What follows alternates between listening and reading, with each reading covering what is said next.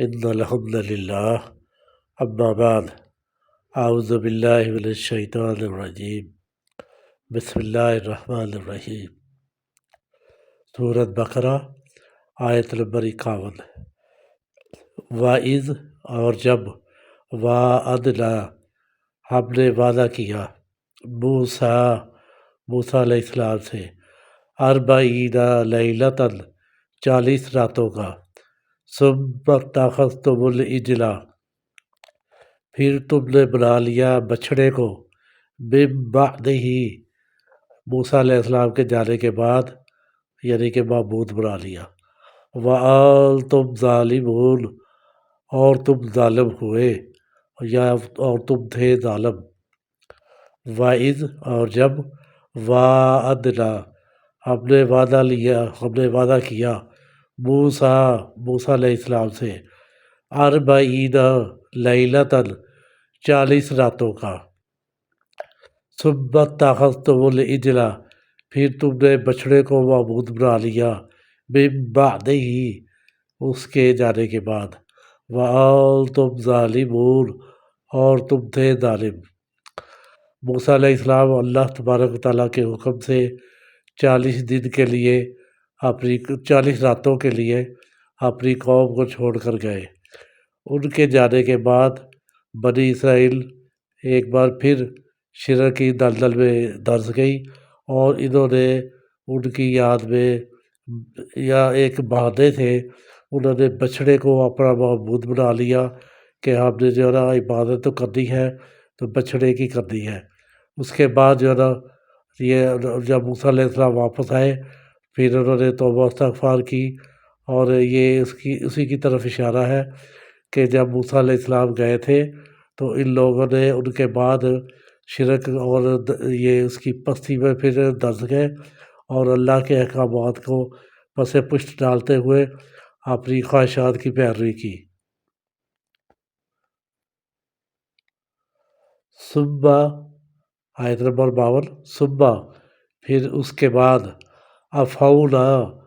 ہم نے معاف کر دیا عنکم تمہیں من بعد اس کے بعد ذالک اس کے بعد لعلکم تشکرون تاکہ تم شکر گزار بنو۔ ثم پھر اس کے بعد عفونا عنکم ہم نے معاف کر دیا تمہیں من بعد ذالک اس کے بعد اس کام کے بعد لعلکم تشکرون تاکہ تم شکر گزار بن جاؤ اور احسان مولا مان لو۔ جب موسیٰ علیہ السلام آئے انہوں نے اپنی قوم کو ڈانٹا کہ یہ تم نے کیا کیا ہے، پھر انہوں نے توبہ استغفار شروع کر دی، اور اللہ تبارک و تعالیٰ نے ان کو بھی معاف کر دیا تاکہ یہ لوگ شکر گزار بنے کہ اتنے بڑے ظلم کرنے کے باوجود اللہ تبارک و تعالیٰ نے ہم پر کوئی گرفت نہیں کی، اور اس کے بعد ہی اپنے آپ کو سیدھا بالکل اللہ کی وحدانیت پر یقین رکھتے ہوئے اسی کی عبادت کرے۔ لیکن جیسا کہ کئی بار بتا چکے ہیں کہ بنی اسرائیل انتہائی ناشکری قوم تھی، اور ہر بات یہ شرک کی دلدل میں گھستی ہی جاتی تھی، اور اللہ تبارک تعالیٰ نے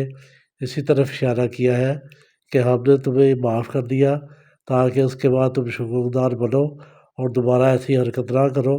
لیکن جب ہم آگے پڑھیں گے کہ یہ مستقل طور پر پھر